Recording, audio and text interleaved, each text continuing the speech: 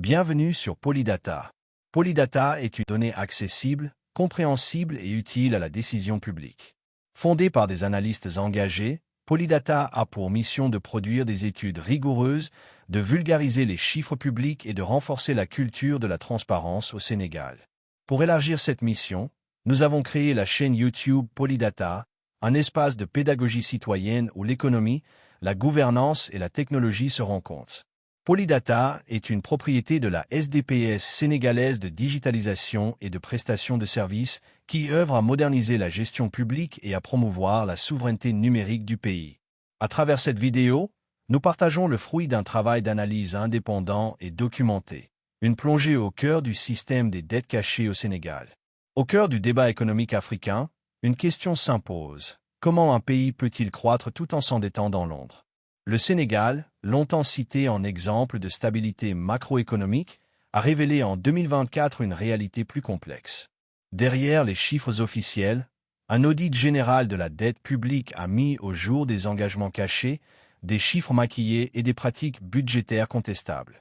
Ce rapport intitulé « Dette cachée au Sénégal », que savait vraiment le FMI, la Banque mondiale et la France, propose une lecture claire et documentée de cette crise silencieuse et des réformes courageuses qui en ont découlé.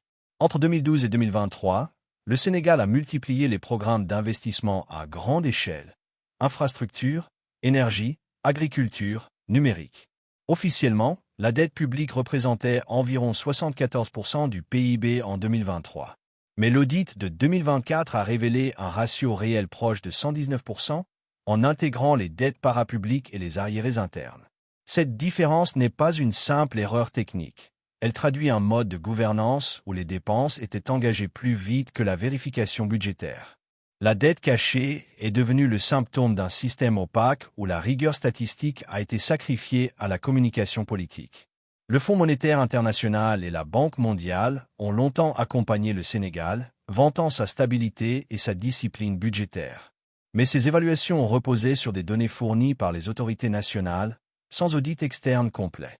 Cette dépendance statistique a entretenu une illusion, celle d'une soutenabilité maîtrisée, alors même que les dettes cachées s'accumulaient dans les bilans non consolidés des entreprises publiques. La France, par la BCEAO et l'Agence française de développement, disposait d'informations privilégiées sur la situation budgétaire du Sénégal. Pourtant, aucune alerte publique n'a été émise. Ce silence s'explique par une priorité diplomatique, préserver la stabilité de la zone franc, quitte à retarder la transparence. Les dettes cachées résultent d'engagements hors budget, garanties d'État, dettes croisées, partenariats public-privé non consolidés. Entre 2019 et 2023, des emprunts ont été contractés par des sociétés publiques sans déclaration au Trésor. L'audit de 2024 a estimé ces engagements à plus de 8 700 milliards de francs CFA. Des montages financiers complexes ont permis de contourner les plafonds d'endettement, faussant la perception de la soutenabilité de la dette. L'élection du président Bassirou Diomaye Faye et la nomination d'Ousmane Sonko comme Premier ministre ont marqué le début d'une ère de vérité. Dès leur installation, les nouvelles autorités ont ordonné la vérification complète des engagements de l'État et la publication d'un audit général couvrant la décennie précédente. Ce travail a révélé un déséquilibre systémique entre la gestion administrative et la réalité financière, confirmant les alertes formulées depuis 2015-2016 par Ousmane Sonko. À cette époque, alors inspecteur des impôts et président du PASTEF, il dénonçait déjà la falsification des chiffres budgétaires, la mauvaise gestion des régimes dérogatoires et l'opacité sur la dette publique. Ces prises de position, exposées dans son ouvrage « Pétrole et gaz au Sénégal », chronique d'une spoliation, lui valut sa radiation en août 2016.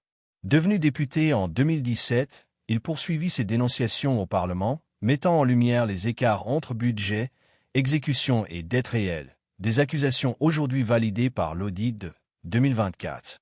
La révélation de la dette réelle a provoqué une onde de choc économique. La croissance prévue à 8,3% fut révisée à 6,9%. Le service de la dette a absorbé 40% des recettes publiques, provoquant une tension budgétaire sans précédent. Mais cette crise a aussi eu une vertu.